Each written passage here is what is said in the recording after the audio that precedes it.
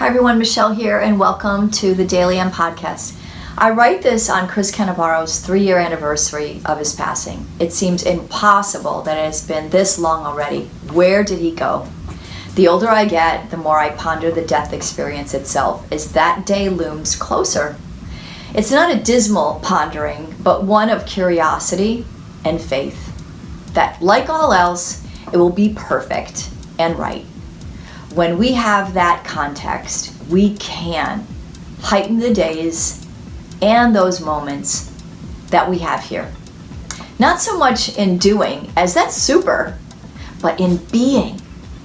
I'm a Bible reader, and interestingly, the word joy is written over 70 times in the New Testament. I often equate joy with how we are being, as opposed to what we are doing.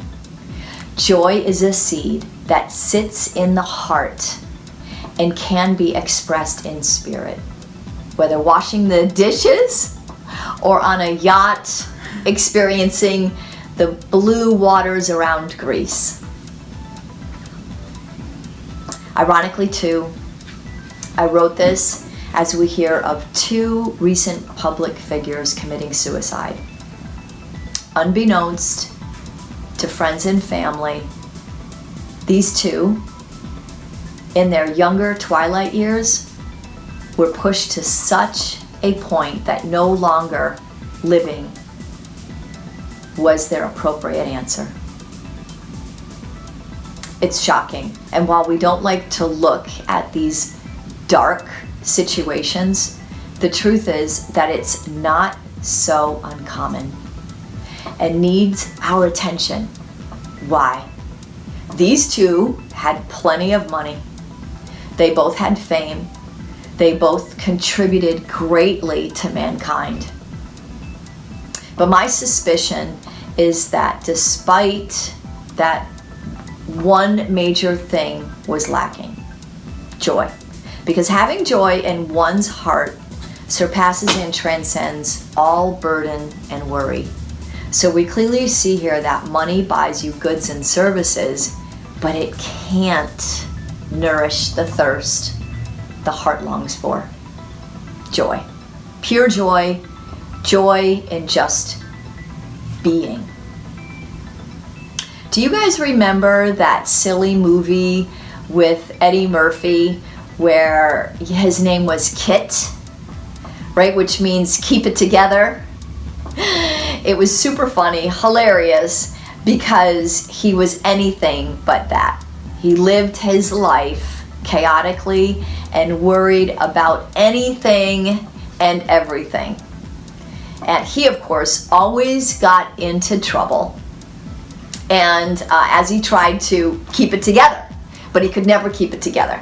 That movie is so old, so I can't even imagine what the movie would look like in our world today, our advancing, fast-paced, conflicted world today. How do we keep it together? For starters, suicide is not the answer. It sounds again silly to say, but according to the National Suicide Prevention Council, suicide rates are up. Gosh, that's an epidemic.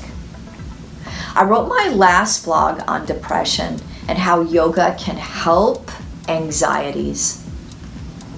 But according to recent articles, despite these last 2 occurring deaths within days of each other, being depressed doesn't always equal being suicidal.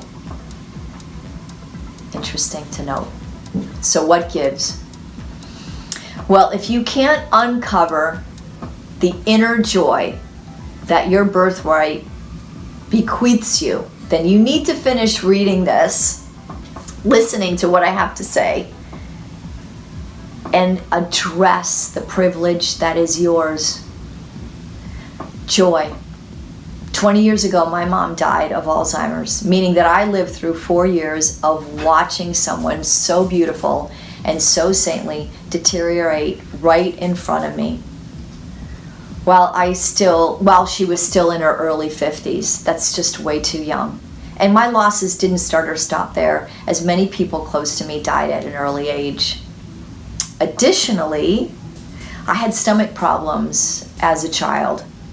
And right up through my early 30s, I found myself in and out of clinics and hospitals. And 20 years ago now, visiting with a gastroenterologist at Stanford. So I still had a good life. I was doing my thing. I was a very optimistic person, and as I am now, but these things really sucked the joy from my life, and I was miserable and really sad. So what came first, the ill health or the ill spirit? Who knows, and who really cares? Because what I did find was yoga, Bikram yoga. So in the next few years, you are going to see BYSJ expand more and more of what this yoga is as a healing modality, one unlike any other product out there. I tell my staff that it isn't other forms of yoga or exercise that we are competing against. Our competition is drugs for addictions, is prescriptions for depression, it's unnecessary surgery, it's a disillusioned body image, it's blood pressure medications and all other alternatives used to escape or to soothe an ill feeling for a fleeting moment. And I say fleeting because that's the key word here, as what needs to be healed eventually progresses, and it kills the hope and spirit of joy within each of us. Bikram yoga, with its 26 poses and 2 breathing exercises, will do damage to those megatoxins we accumulate from what we consume and what we breathe. You'll bend your spine in all ways intended so your nervous system won't flake on you, interrupting those feel-good chemicals that you have a right to have. You'll process hormones correctly, giving you freedom from a very sluggish metabolism, and also from those unsuspecting doubts that creep up when your hormones are unbalanced. Those will be a thing of the past. Savasanas in class might be the most unique thing we do in Bikram yoga. Without these folks, there is no Bikram yoga. It's 90 minutes because your asana is married to your savasana. Acknowledging that what we sow, so we shall reap. Do the work and get the benefit. Move the body and you'll still the mind. Cause the interruption to heighten the communication. It's that simple. And if you do this every day, the harmony between your mind and your body will synthesize, fertilizing enough to grow and flourish that seed of joy. I don't know anything about suicide, but I know that all yoga is good. From my nearly 20 years of practice and over 15 in owning and teaching here at Bikram Yoga San Jose, I know that this yoga delivers on what you seek. The confidence I have now in the speeches I give at work. My lungs can take the higher elevation when I climb. I'm a better listener to my kids, are just a few of the testimonials that I hear from you every single day. But it also decides to grant to you a blessing that you didn't know was coming. Happiness. And that's something else I experience from all of you every day. But the yoga practice needs to be essential and not just casual. By practicing a lot, like 5 to 6 times a week, I'm pretty certain There isn't much clinical evidence on how yoga prevents suicide or depression, but my experience tells me, as do the thousands of stories that I've heard, and I think that you can agree, over the years, members and others just like yourselves, that this yoga helps you lay down your burdens, even if for just 90 minutes, only to pick them up again, but this time in a lighter fashion with a different perspective.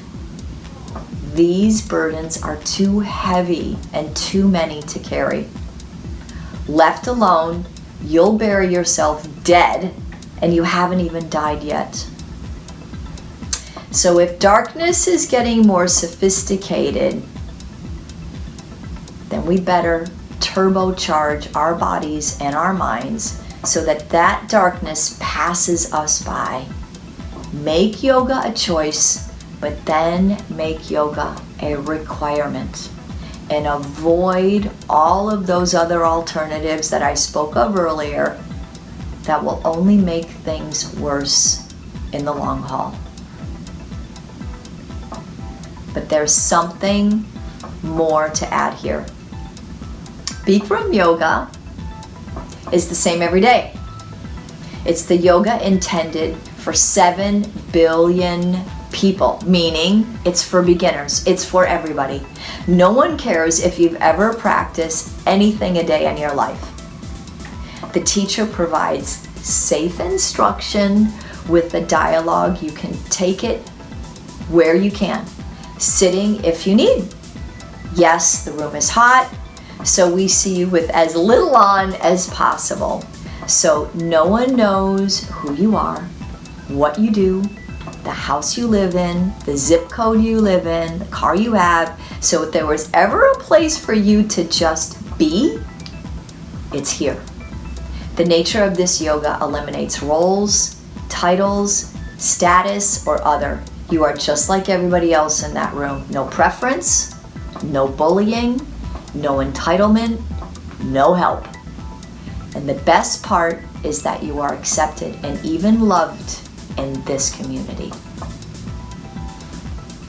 So yep, there it is, community.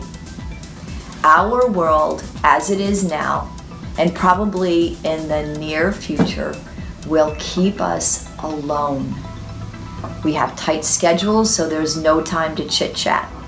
We work from our home by ourselves, buying and having items delivered with no personal interaction. So as human beings, we are sacrificing the thing we do need, which is each other. A yoga community provides a sense of belonging that we won't get online, we won't get it at work, and we won't even get it with our like-minded circles that we're in. This type of community sees you for you, and inherent in that is this feeling that says you're good, you're enough, and you are appreciated. You matter. At BYSJ, I know for myself and all of our staff, we couldn't and we wouldn't do the work that we do if we didn't just love and adore all of you members. We care about each and every one of you. You may have read in the newspaper recently about a gentleman that died from a surfing accident in Santa Cruz. Well, that gentleman was one of our own.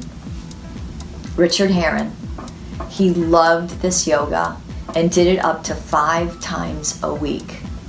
He changed his entire life with it, so much so that he and his wife decided to go back to college and get their engineering degrees in their 50s. He had just graduated from San Jose State that Thursday, and he passed away on that Saturday. He left his family way too young, but I bet you he left this earth with joy in his heart. We just had International Yoga Day, and if you don't know this, every second Saturday of the month we have Karma Yoga class, a free class every 4:30, second Saturday of the month. So I'm begging you to get all your friends and family, those people that you know that have not found yoga, to come in and do a class. Do a free class. That's why we offer it. Have them come.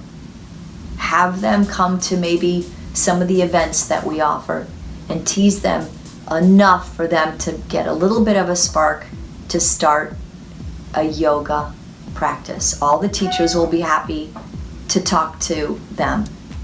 Especially bring in those that suffer from lack of joy. Push them to come, because losing hope is the worst. BYSJ is an exemplar community, so if you are lacking in being involved in one, such as this here at BYSJ, go find another one. Or better yet, get here. And if you can't, stay online with us, connect to us, and know that wherever you are, hopefully we'll get to you soon. Thanks for listening. Please share and comment.